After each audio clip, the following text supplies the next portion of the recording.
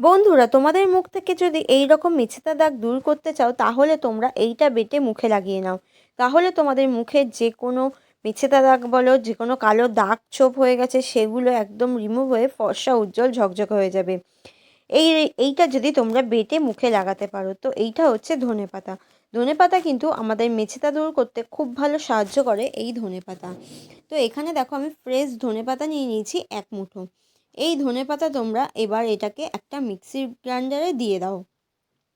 যদি বাড়িতে মিক্সি না থাকে তোমরা এটা শিলনোড়ায়ও পেস্ট করে নিতে পারো। এইবার এর মধ্যে দিয়ে দাও 1 চামচ চিনি। ধনেপাতার সাথে চিনি মিশে কিন্তু খুব ভালো একটা কাজ দেবে আমাদের স্কিনের।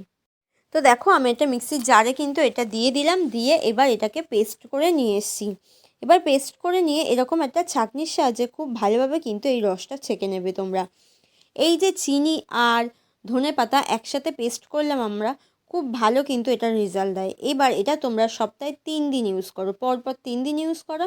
এটা যে ধনেপাতার রসটা বেরিয়েছে এটাতে কিছু না মিশিয়ে তার আগেই কিন্তু তোমরা এটা ফ্রিজে স্টোর করে রেখে দিতে পারো।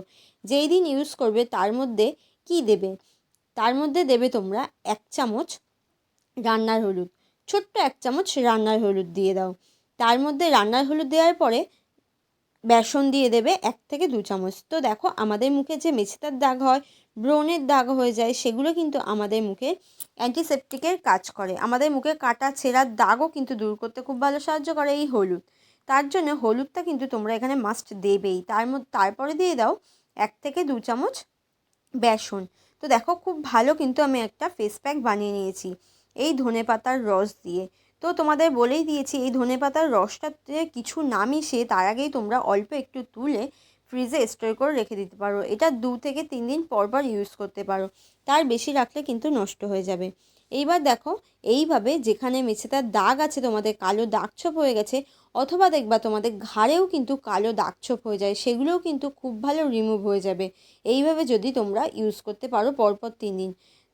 এইবার এটা ইউজ করে দেখো আমার এটা বেশি হয়েছে, সেটা তোমরা আঙুলের গাঁট, পায়ের গাঁট, ঘাড়ে, গলায়, বগলে এগুলো কিন্তু ইউজ করে নিতে পারো তোমরা মুখের সাথে সাথে।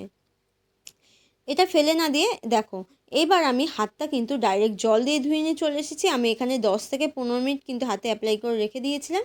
তারপরে যেটা অ্যাপ্লাই করবে সেটা হচ্ছে গ্লিসারিন। এখানে 1 ফোঁটা গ্লিসারিন নিয়ে নাও, তার সাথে 3-4 ফোঁটা দিয়ে দাও গোলাপ জল। যদি গোলাপ জল না শ্যুট করে তাহলে তোমরা নর্মাল জলটা ইউজ করতে পারো।